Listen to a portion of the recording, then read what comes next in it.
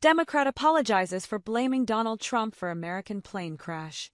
Democratic CNN commentator and lawyer Bakari Sellers apologized on Thursday for seemingly blaming President Donald Trump for the American Airlines plane crash Wednesday night. Newsweek reached out to Sellers via social media direct message, and the White House via email for comment on Thursday.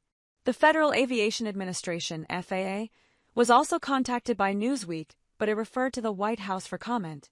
An American Airlines plane originating from Wichita, Kansas, carrying 60 passengers and 4 crew members collided with a military Black Hawk helicopter while landing at Ronald Reagan National Airport near Washington, D.C. A large search and rescue operation has been launched in the nearby Potomac River. The precise number of casualties and survivors remains unclear, but D.C. Fire EMS Chief John Donnelly said at a Thursday morning news conference, "At this point we don't believe there are any survivors." In the aftermath of the collision, many Trump critics suggested that the president risked a security incident when he signed an executive order on January 20 implementing a freeze on hiring federal civilian employees. This was an effort to downsize the federal government and remove diversity, equity, and inclusion (DI) initiatives. As part of the hiring freeze, no federal civilian position that was vacant at noon on January 20 would be filled, and no new positions would be created unless required by law or under the president's orders. Trump's order does not apply to military personnel or positions related to immigration enforcement, national security, or public safety. In reaction to the freeze, Ranking Member of the House Committee on Transportation and Infrastructure Rick Larsen, a Washington Democrat, and Ranking Member of the Subcommittee on Aviation Stephen Cohen, a Tennessee Democrat, issued statements on January 22 accusing Trump of a dangerous freeze of air traffic control hiring. There is currently no indication that Trump's executive order played a role in the plane crash, and it's unclear whether the freeze prevents the FAA from hiring new air traffic controllers or if these roles fall under public safety professionals. Sellers shared a photo of Larsen and Cohen's statements on X, formerly Twitter, on Wednesday and wrote, 8 days ago.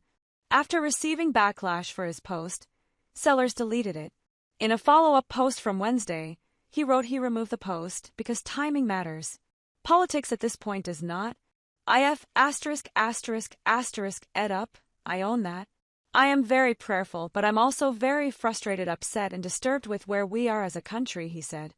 I recognize and I will do better. The only thing that matters is rescuing the survivors and ensuring this never happens again. Dave Galluck, a Navy Explosives Ordnance Disposal Technician, EOD, and former U.S. congressional candidate, wrote on X on Wednesday in response to Sellers' now-deleted post, another absolutely horrid take, this time courtesy of @Bakari_Sellers. 1. The hiring freeze did not apply to ATC. 2. Even if the headline was accurate, using the death of 60-plus innocent people to get a political dig in an hour after their death is as low as you can go. Say less. Gunther Eagleman, a political commentator and Trump supporter, commented on Sellers' apology post on Wednesday. You said what you said with a clear intention of politicizing it. You owning it is a cop-out. Mask-off moment. President Donald Trump wrote on Truth Social on Wednesday. The airplane was on a perfect and routine line of approach to the airport. The helicopter was going straight at the airplane for an extended period of time. It is a clear night. The lights on the plane were blazing. Why didn't the helicopter go up or down or turn? Why didn't the control tower tell the helicopter what to do instead of asking if they saw the plane? This is a bad situation that looks like it should have been prevented. Not good. American Airlines told Newsweek via email, our concern is for the passengers and crew on board the aircraft. We are in contact with authorities and assisting with emergency response efforts. If you believe you may have loved ones on board Flight 5342, call American Airlines toll-free at 800-679-8215.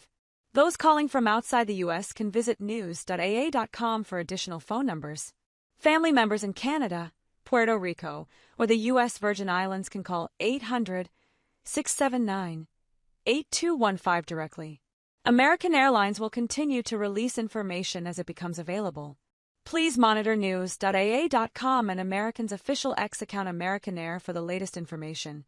As officials comb through the Potomac River in tough weather conditions, U.S. Department of Defense Secretary Pete Hegseth said the Pentagon launched an investigation into the crash.